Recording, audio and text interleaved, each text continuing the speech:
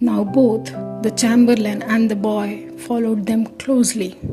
The chamberlain asked, "My lord, are we going to follow them all the way to their home?" The boy replied, "Of course, I am going to ask them to represent our land at the tournament." But the butler was worried. "But my lord, I fear that plan is highly unlikely to happen. They simply won't accept your offer." The boy smiled. "It doesn't matter what they say. What matters is making connections. If I can build a relationship with a high noble and a supreme alchemist, that's good enough for me. Being acquainted with them will someday open a door for me into the political world." But the butler had another fear. "Even with how we treated them before you knew who they were?" The boy replied, "Who cares? I can work it out."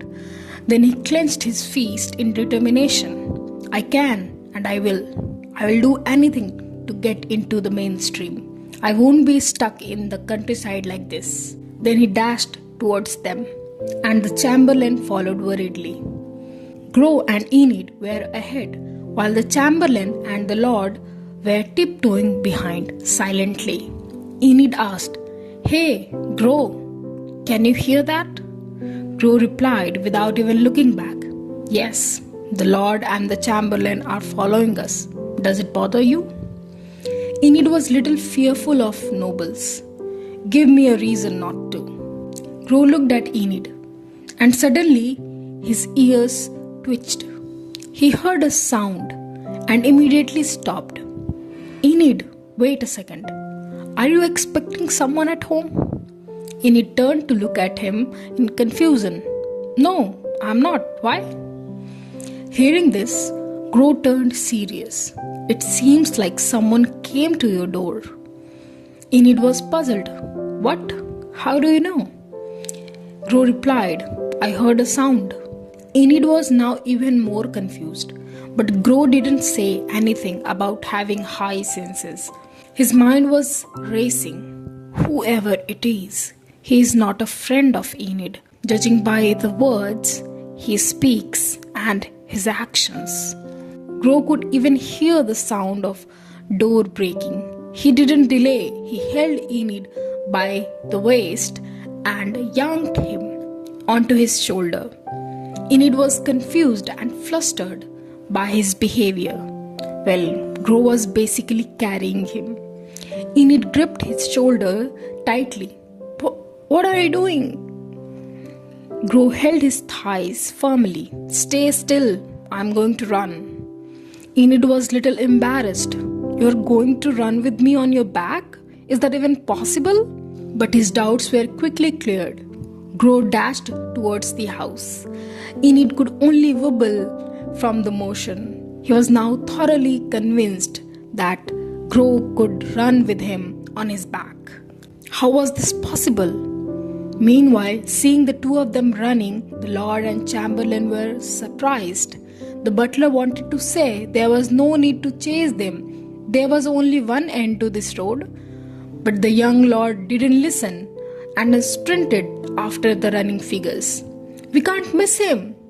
Come on." The chamberlain was stunned by his behavior. Why does he have to be so much like his father in every way? When Enid and Grow reached home, Enid was confused. "Why is there a horse? Is someone really here?"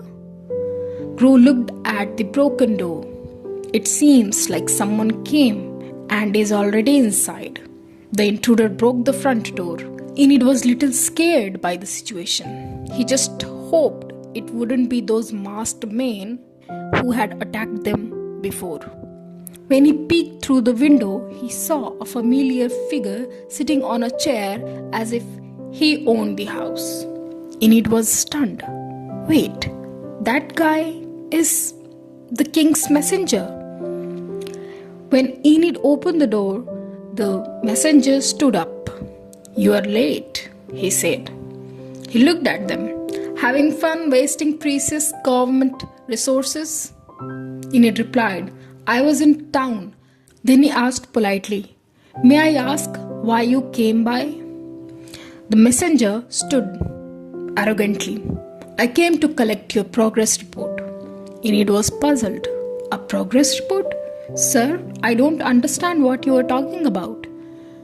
The messenger criticized him. Don't pretend like you know nothing. It was written in the letter. It clearly said, you must submit a progress report after 3 months. Enid replied politely, still confused. You must be mistaken, sir. That was not mentioned in the letter I received. I will bring you the letter. He didn't even finish the sentence when the messenger cut him off, shouting, Silence! Who do you think you are talking to? Enid flinched at his sudden outburst. He was nothing but a commoner. The messenger leaned towards him and said mockingly, It seems you didn't prepare a report to submit. Therefore, you have dishonored the king's order. Hey, this will be reported to the king. Enid was shaken, but he started to think logically. His words make no sense. There must be something. He acts as if he already knew I wouldn't have the report ready, or even knew anything about it. Then Grow interrupted the messenger. So, you are willing to report without even looking into the situation. He stepped forward and shielded Enid behind him. What if the letter was not delivered to him? The messenger looked at Grow angrily. Who said you could speak? Grow was not the kind of person to be intimidated by a puny messenger. The air thinned suddenly.